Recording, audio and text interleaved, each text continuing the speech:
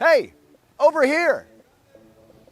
I'm Steve Harbaugh and I am a custom home builder here in Stone Harbor, New Jersey. And I have built 180 houses here on this island, just like this $8 million house I am on top of today. But it did not start there. I started building houses inland, and before that, I started flipping houses. I always had a passion for building, and I always dreamt about building a home just like this. And it starts with building the right team. It starts with the architect, it starts with the realtor to find you the lots. It starts with a team that can build this house, a project manager, a selection coordinator, and all the vendors in between to make this happen. I'm gonna show you how to find a lot, how to find that architect, how to build a home just like this. But the most important thing is, as a builder, what you do with the money that you make off of building. So join us, I'm gonna show you from A to Z.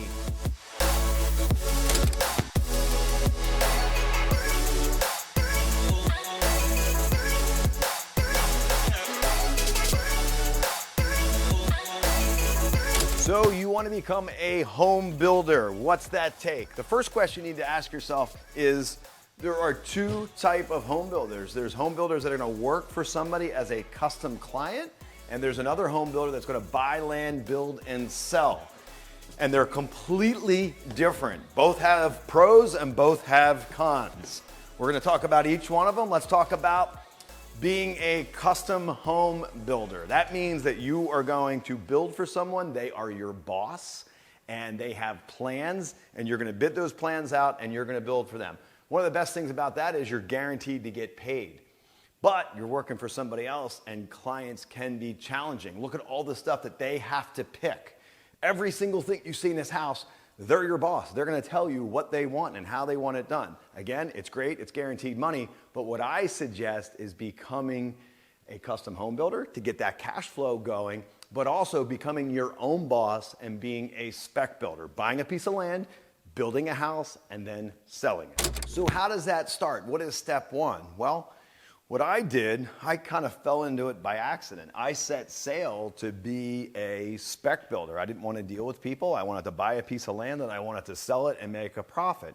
Unfortunately, the market crashed. And then I started to show this house, and then folks were like, hey, we don't want this house. It's a great sample home, but can you build this home on our lot? Then I became a custom home builder. I didn't set sail to do that, but what it was guaranteed cash flow, which is great. So I always suggest have a balance. I always say, hey, go out, buy a piece of land, build it, and sell it. You're your own boss. You're a spec home builder. But for every 4 custom homes, do one of those. You have the best of both worlds. You have that guaranteed cash flow coming in, but you also have that chunk of money that you don't need. And here's what I'm very passionate about. When you do a spec house and say you made $50,000 or $100,000, what you do with that is crucial. You shouldn't need it because your custom home clients are paying all your bills. So look at this as a bonus and put it away. Try to make that 50, 100, 200, and now, because you are in such a unique position, you can take that money and invest in your own real estate. And you're gonna be your own builder, so you're gonna build that property, income producing property, for a lot cheaper than anybody else would do. And that's what I did. I started flipping houses and I would roll it into self-storage facilities, medical buildings. So being a home builder, that is the #1 reason why you should want to be a home builder. Yes, to make money with custom home clients, but also to have that goal of taking those chunks of money from those spec homes and rolling into some type of passive income where you someday will never have to work again. Financial freedom, and that is the key of becoming a home builder. Whether you decide that you want to be a custom home builder or be your own boss with spec houses, the next steps are the same. You need to find that lot, whether you're finding that lot for your client or yourself as the home builder. I'm going to show you exactly how to find that lot. Also, the next step would be, what are we going to build? We need to design that house. The best way is to find a local architect where you start to see a sign out there where they're building a lot of homes. Call them, sit down with them. They'll have homes which are stock plans that they've built before. So we need to find that right architect. The next part is, when you have those plans, you're going to need to establish a budget. So now you've got a full set of plans. You can give it out to concrete guy, foundation guy, drywall framer. Now we have formed a budget. So we're going to get familiar with what it costs to build that home. And the fun part is designing the house. work with a local designer. I will show you how to pick all the selections, and that's the fun part. And the last part is selling that house. If you're your own boss, you're gonna have to pick the right team, the right sales agent to sell that house. But that home, if it's a spec home, is gonna be your sales piece for your custom home clients. So again, I love that balance. I'm gonna show you exactly every one of those steps are the same for whichever path you take, custom home building or spec house. Next step is to find a lot, and I'm going to show you exactly how to do it, and I have a lot of really good tips on exactly how to find lots that other people are not looking for. Before we get into the car and look for the lots, we got to check out the zoning. Hey, if we're going to build a house, we want to make sure it's zoned to be able to build a house and that it's not zoned for like commercial, for instance. So if we got to get a lot, we know we're going to build a house, we definitely want to make sure that it's zoned for that. But all lots are different, and there's different regions where they're going to be built. There's different tax maps and zoning maps that you can look at. But for instance, this is a 60 by 110 lot. There's going to be a setback from the front yard and the side yard and the rear yard, and that's going to be your building envelope. So even though you have this perfectly square lot, you know, they could be different in where you're going to be able to build the home in that lot and the setback. So you have to have your knowledge of what your outbound surveys are going to be, and then you go to your architect to design it. So one of the worst things you could possibly do is find a lot, and I did it one time, and it was zoned commercial, meaning for a commercial building or a shopping center or a little store, and you want to build a house there. Then you got to get into use variances and all that. It's just not worth it. So how do we become knowledgeable with the land? You simply pick an area, go down to the municipality and ask them, hey, here's my zoning, here's the map, these are my setbacks. Yes, number one, this is what you can build there, a house. And then number two, what are my setbacks? What are my constraints, my side yard? And what you do is you have this little square, and then you have this, it's called a building envelope. And then you know what you can give your architect as to what you can design in that house. And architects can be a great source of that knowledge too, if they're familiar in that area. So before you go look for lots, we got to know, hey, are we looking in the right area? So how do you find lots? It's a question that I'm asked so many times. And when you're in an office or on your own phone and you're looking at Zillow and you're looking at, it's so hard, and you're calling realtors, the best thing to do is just get out and drive. I use tax maps a lot. I'll look for breaks in land. And if there's a house, and then there's a piece of parcel that maybe look like it's a big lot for another house, that's probably a lot ready to go that somebody could build on. Now we're in a beach town here, and the way I look for lots here, there are no lots, they're just teardowns. So I do that. I get out, I start driving, I go down a street, and it'll jog my memory like, oh, that house, so-and-so owns it, or maybe the realtor, we'll call the realtor. So you got to get out and drive. As much as it might make sense in your office to be looking at programs and looking at computer screens, get out and drive, get tax maps, take notes, call people, get out, talk to neighbors. And that's a great way to find lots that are not listed in the MLS or on Zillow. So that's a great way to start, stuff that's listed. But the way I found some of my best deals have been in areas that the homes weren't even for sale or the lots weren't even for sale. So get out there and drive, the best way to do it. All right, here's a great example, guys. Here's a lot. There is a teardown, just like that house right there. It was been sitting here forever. Teardown house. What can we build there? You've got to get the dimensions. You've got to go to an architect. And ironically, I built this house right next door. This is exactly what you could put on a lot of that size that we just looked at. And again, this was exactly what I just talked about. I got out a year and a half ago. I was driving around with the realtor. It was a little teardown house, was not on the market. It was on the rental program. They called the lady and she's like, I've been thinking about selling. We made her an offer, we closed, and we built this house. And guess what? We had no competition because it was never on the market.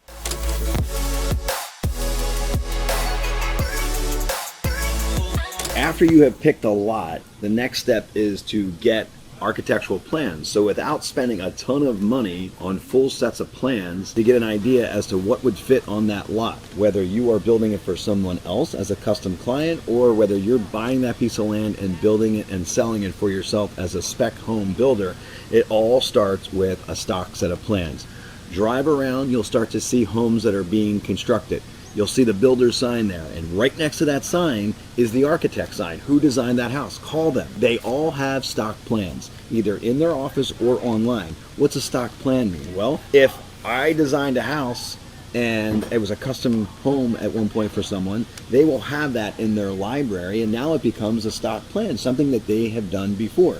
You can review these. A lot of times they will give you floor plans, elevations, and these are gold. You haven't invested a dime. You can take these plans and you can get them priced out. For instance, a framer. If I said, hey, what's it cost to frame a 2,000 square foot home? They may give me a number, but if they give you a number based upon a custom set of plans that were stock, it'll show you the roof lines. It'll show you very detailed drawings to where they can hone in on an exact number. And that's where a lot of people go over budget, is because they just ask general questions without plans. I know it's a catch-22. You don't want to spend a ton of money on plans, but you want to get some accurate information. The best way to do it is a stock set of plans. Now, if you have a custom home client coming in, they're going to look at this and they're going to be like, wow, I love this. I love the kitchen. I love the family room, but can we move the dining room over here? Can we make it a little bit bigger? We can start with that stock plan and tweak it rather than starting from the scratch. So one of the next best relationships you need to get is with that local architect. I did it right in the beginning. I started with a stock set of plans, and now my custom home plans are someone else's stock plans. So get out there and check out that architect. He's going to be your best friend.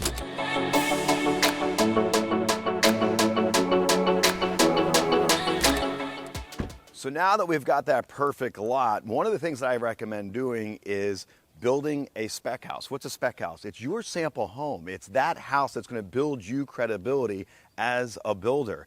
When I first started, I didn't set sail to do that. I just was in a market. We built this house to sell. It was a bad market. It didn't sell, so I was forced to rent it out, and I was also forced to show it to try to sell it. And what happened was, people came to me and they said, hey, I don't want this home, but can you build this model on my lot?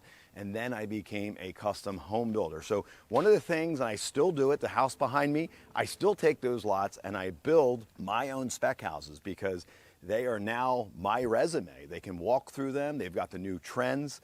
So starting out, I recommend getting that lot, getting that investor, or getting that bank loan and going and getting that sample home that is yours, because that builds an incredible amount of credibility. Let's take a look inside this house. We purchased this land, and this is going to have a lot of the new features, and this is going to be an incredible sales tool for me, for future people coming in, because they can walk through this as it's for sale and it becomes my sample home.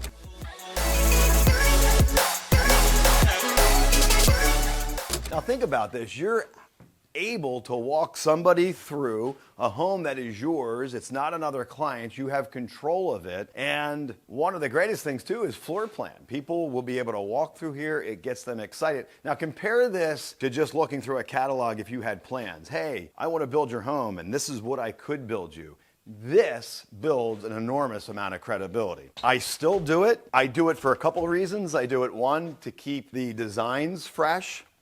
And from an investment standpoint, I suggest, and you know I preach this, it's yes, should we be building homes for other people? Absolutely, but every fifth or sixth house, buy a piece of land, build a house. You'll be able to make a chunk of money that you're not going to need, because that money you should set aside, because your clients will be paying your active income, right? The money that you're going to be making. So when you do that fifth or sixth project like I'm doing here, I don't particularly need this money, but I'm going to take this money and then throw it into some type of investment in real estate later on. I've built that house, I've built that house, and I've built that house. And ironically, I'm building the house right behind all three of those. And to my point, that house right over there was a spec house. Folks walked through that. I was able to sell that house and make a profit. But what it did, I was able to sell this custom home right here because they walked through that sample home right over there. And then I went one step further. I sold that custom home because they walked through that sample home. So to my point, there's a perfect example. I've never built 3 houses in a row, pretty proud of it. I just went to this house, I'm like, hey, I built that one, and that one, and I start to look at the history. Again, sample home, spec house, custom home, custom home. I would have probably never been able to build the credibility to sell these 2 beautiful homes if I hadn't had that salesperson right over there, my spec house. All right, so recap, guys. Get that lot, find that lot. And to build credibility and to jumpstart your building career, find that piece of land, build that house, build your salesperson, build that spec house where people can go through. I can't stress how easy it is. People say to me, oh, you've built 180 houses here. Okay, if I didn't have these spec houses, I'd be nothing. I'd be trying to sell off a piece of paper, which I could probably do, but it's a heck of a lot harder than going in and having this salesperson here. All right, guys, case in point, I'm going to a house, 87th Street. I built it, it's done, it's furnished, it's a sample home. I've got people that are interested in that house, not that particular land and that house, that spec house, but they want to build their own. They want me to find them a piece of land and they want me to build the exact house, spec house, that I'm going to show you on their piece of land that they're going to find. So again, they have no interest in buying this house. It's a spec house, I have it up, it's for sale, but it's a great tool. Exactly what I just talked about is going to happen in this meeting.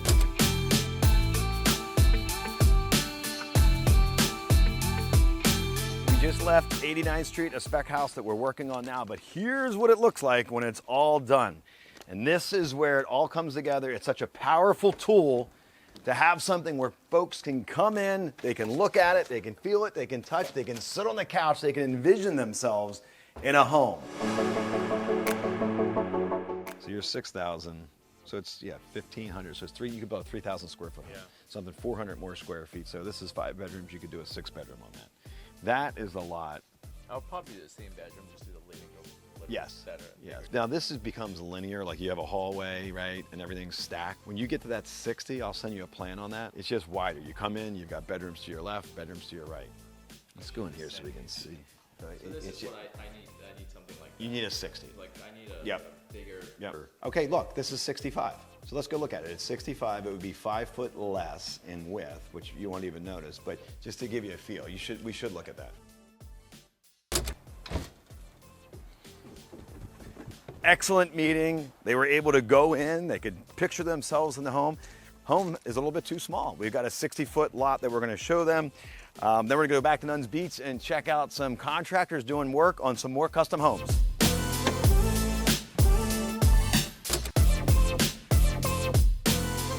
We have our land, we've got our lot, we have our plans. Next step is picking contractors. This is the most crucial part of any construction project because this could be a potential nightmare. What I go and try to do is, this street is perfect. Look at all of the construction going on and looking at all the vehicles. You've got sound guys here, you've got foundation guys, pool guys, landscapers, siding guys. Look around, look what other builders are using. Write the names down, stop and talk to these guys because this is gold right here. If you see a lot of construction, we happen to be in a very, very nice area.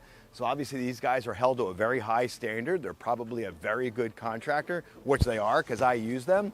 But I don't want you to get intimidated by looking at these beautiful homes. This concept will work anywhere. If you're flipping houses, again, if you're starting to build that house, the concept is the same. Drive around. If you see that van, that plumber that's on that van again in a beautiful home, he's obviously a reputable contractor. So get out, talk to people. You're gonna have a list of 20 subcontractors.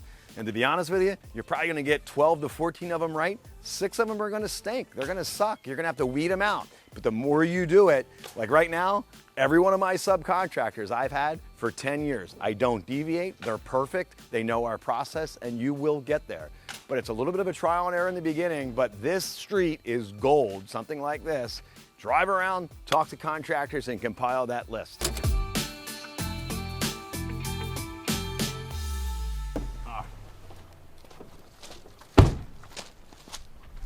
So here's another one of my projects. This happens to be a spec house for an investor that we're getting ready to sell. I love how the decor turned out in here. The designer did a great job in designing this. Not only did she design it, but she also furnished it. Let's take a look around.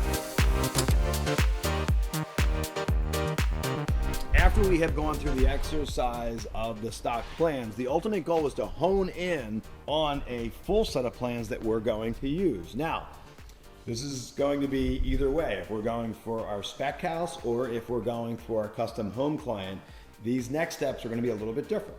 Let's just go with the spec house. You're going to build your own home, you're going to design it, and you're going to need a designer and a decorator to come in. She or he is going to help you with the light fixtures, with the colors, the floor, all of the shiplap or any type of moldings that you do.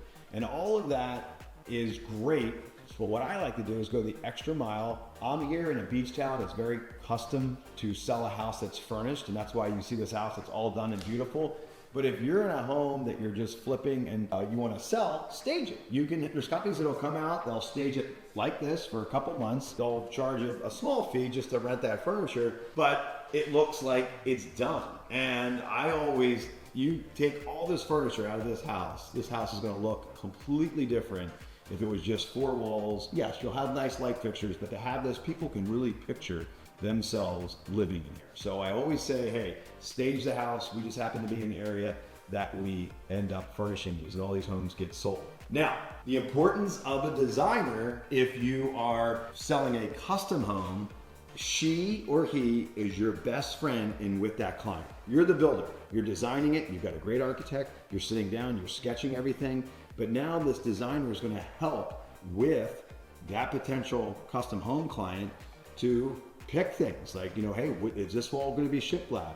Or what kind of light fixtures are we going to put in here? Because it can be overwhelming for a custom home client to go through all the design process of a house and then have to go and pick everything. So to have that designer there to assist them is incredible. It's great for you where you don't have to get involved as the builder. And it's a great service that you can show to them. Hey, I have my in-house designer.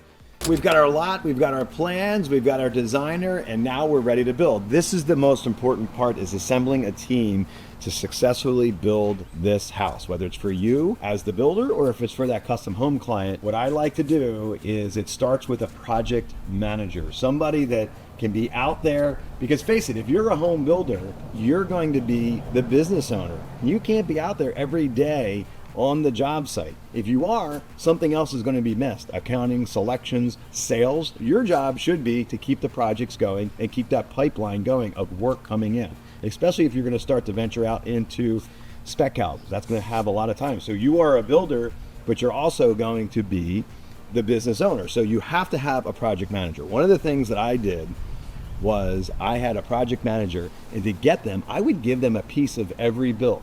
Say you're building a house. Hey, I'm going to give you $5,000 for every house that you build. If we're doing a spec house, I'm going to give you a $10,000 bonus. What's that do? Now, but you have to link it with a timeline. If we get done, one of the biggest things in construction, timing. The timing is we always below time and budget. We talk about budget, trying to pull that back and control it, but how can you control timing? The project manager's in the driver's seat of bringing all the tasks and all the subcontractors in. So if we say, hey, we need to build this house within 6 months, and if you do, there's a $10,000 bonus waiting for you at the end. So get them involved, give them a piece of the profits. That is going to attract an excellent project manager, and I guarantee you no other builder is doing that. And I used to do that. I've done it from the beginning, and I do it now. So that's number one. Number two, once you get to a point, I have a selection manager in the office. She goes through every selection and keeps track of what doorknobs, what we're going to be using for paint colors, what we're going to be using for window style. And I use a software program called Builder Trend where everything is uploaded into this Builder Trend program. So selection coordinator, now you can't get all this in the beginning, right? But you do have to start with that project manager. Eventually, what I would suggest that you get to is to have a project manager, a selection coordinator, and someone, I call her a financial coordinator, where she's going to bring all those draws in and she's going to work with the insurance companies and the banks and the inspections. This is when you're doing 10, 12 homes a year. You can afford to add these people. And one thing that I'm super proud of, that I invented this role about 8 years ago, is a delivery home coordinator. And what this guy does for me is he goes the last 2 months of a home, he'll go through it. He does all the punch lists. He brings all the subs back, all the painters back, all the trimmers back, and goes out and does all the punch lists so the client doesn't have to. And that is a huge selling feature. So a lot of people say to me, hey, you have a lot of houses going on. Yes, but look how my team is set up. I have a project manager, a selection coordinator, a financial coordinator, and a delivery coordinator. No building company does that unless they're, a worldwide or a big national home builder. So get those 4 positions. They're super crucial. You can't have them all in the beginning, but work your way up to that. The number one person that you need to get is that project manager. A lot of times, number one mistake people make as builders, they try to wear all those hats that I just talked about. And if you do that, something's going to suffer. And the number one thing that's going to suffer is that pipeline of work. You need to be a business owner. You need to be a builder, but you need to be a business owner looking for more lots, looking for more clients. And that is the way that you will eventually lead yourself into a successful team, and you will be successful. One final bonus tip. And I've been doing this for years, and no business owner does this. Everybody that's been working for me for the last 10, 15 years, they call it a family. It's a culture, it's a family. And how do you build that family? Every single person, whether it's my project manager, my financial coordinator, my delivery coordinator, every single one of them gets a piece of every deal. They get a bonus, and it's all structured based on their position. I go one step further. I've had subcontractors and I've had vendors that don't particularly like their boss or their business owner, but they love working for us. And some of them have said, hey, I want to quit, I want to move on.